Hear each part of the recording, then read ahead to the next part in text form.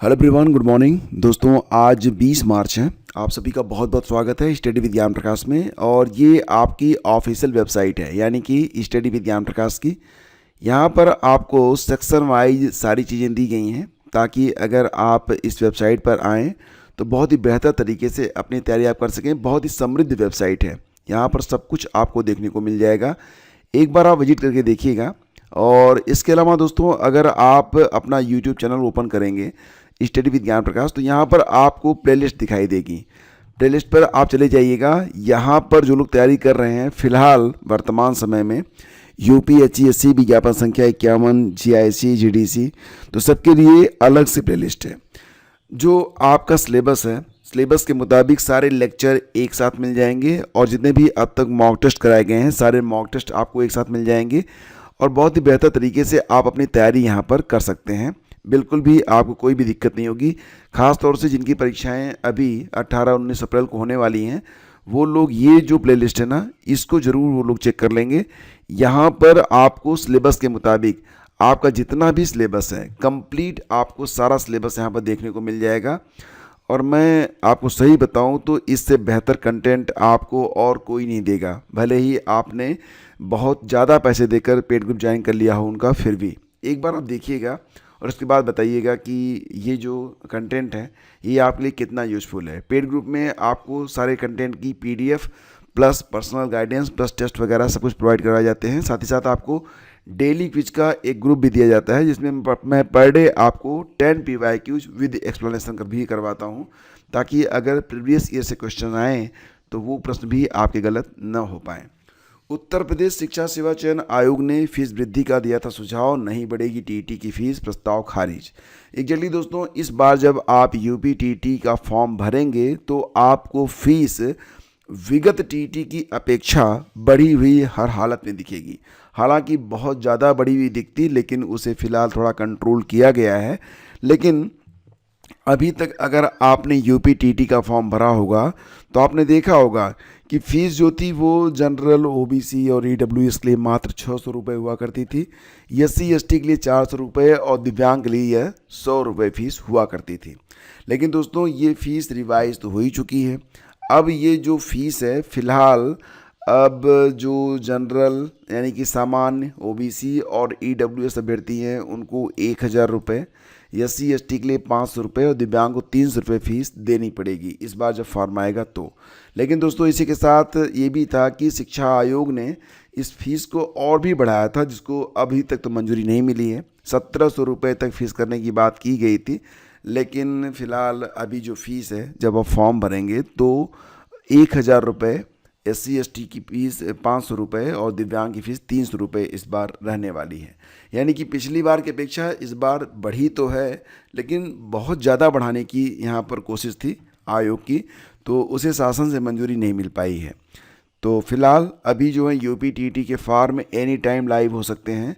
Payment gateway आपको ICICI bank plus SBI की ओर से मिलेगा। एनीवे, इससे आपको हमको क्या फ़र्क पड़ता है।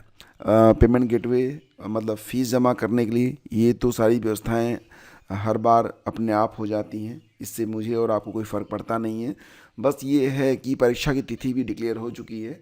2, 3 और 4 जुलाई को परीक्षा करवाई जाएगी, और फॉर्म इसी सप्ताह या अगले 10 दिनों में कभी भी लाइव हो सकते हैं। साथ ही साथ दोस्तों, जो शिक्षा सेवा चयन आयोग का अध्याचन वाला पोर्टल है वो भी लाइव होने की बात की जा रही है। कहा जा रहा है कि ये पोर्टल लाइव हो जाएगा और इसके बाद 24,000 जो TGT PGT के पद रिक्त हैं उनका अध्याचन लिया जाएगा, और जुलाई के बाद इसका विज्ञापन प्रकाशित किया जाएगा। आपको पता ही है कि जुलाई तक कई परीक्षाएं होनी हैं आयोग की, जिसमें विज्ञापन संख्या 51 असिस्टेंट प्रोफेसर के लिए 18-19 को परीक्षा करवाई जाएगी। और अभी आपको पता है विज्ञापन संख्या 51 में ही BEd विषय के लिए असिस्टेंट प्रोफेसर का जो पद था उसको पहले तो जब पिछली साल परीक्षा करवाई गई थी तो इस पर दोबारा आवेदन लिए गए थे, लेकिन अब ये पूरी की पूरी जो प्रक्रिया है इसको ही रद्द कर दिया गया है और अब दोबारा से आवेदन लिए जाएंगे।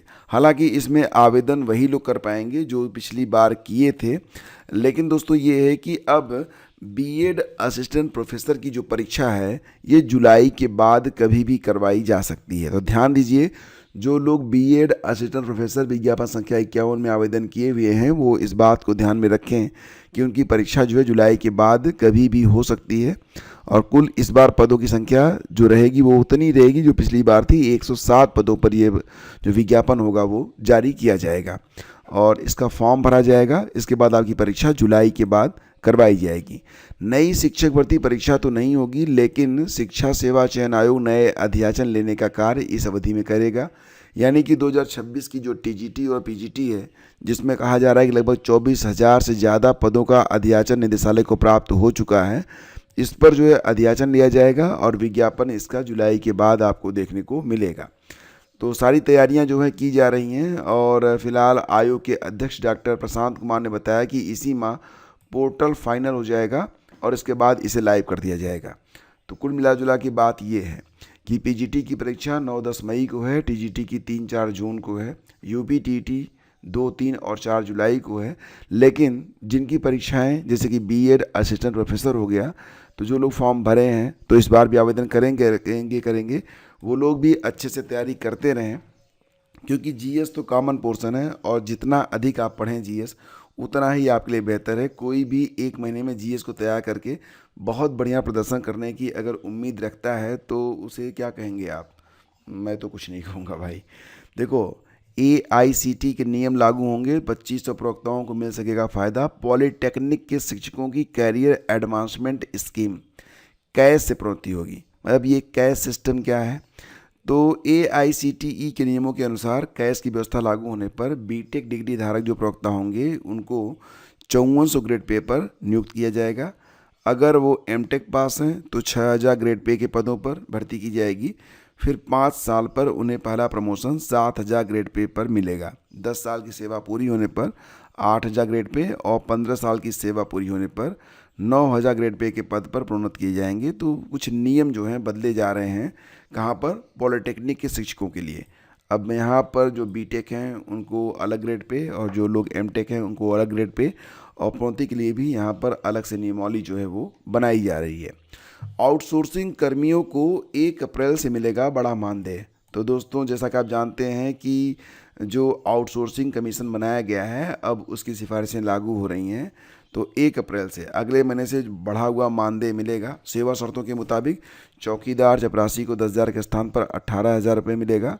अनुवादक, computer operator, data entry operator को करीब 23,000 रुपये दिए जाने का टेंडर किया गया है। मतलब अब आउटसोर्सिंग के थ्रू भी जो भर्तियां हो रही हैं, लाइक एज आपने देखा होगा पिछली बार जो भर्ती हुई थी प्राइमरी में एनटीटी के आधार पर, तो उनकी भी जो है ना काफ़ी अच्छी सैलरी होने वाली है।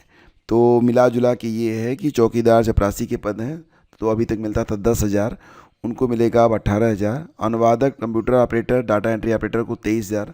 इसके अलावा देखेंगे तो सिस्टम एडमिनिस्ट्रेटर, सीनियर प्रोग्रामर को 37,000, स्टैटिकल ऑफिसर को 29,000, सीनियर डाटा एंट्री ऑपरेटर को 30 से 31,000 दिए जाएंगे।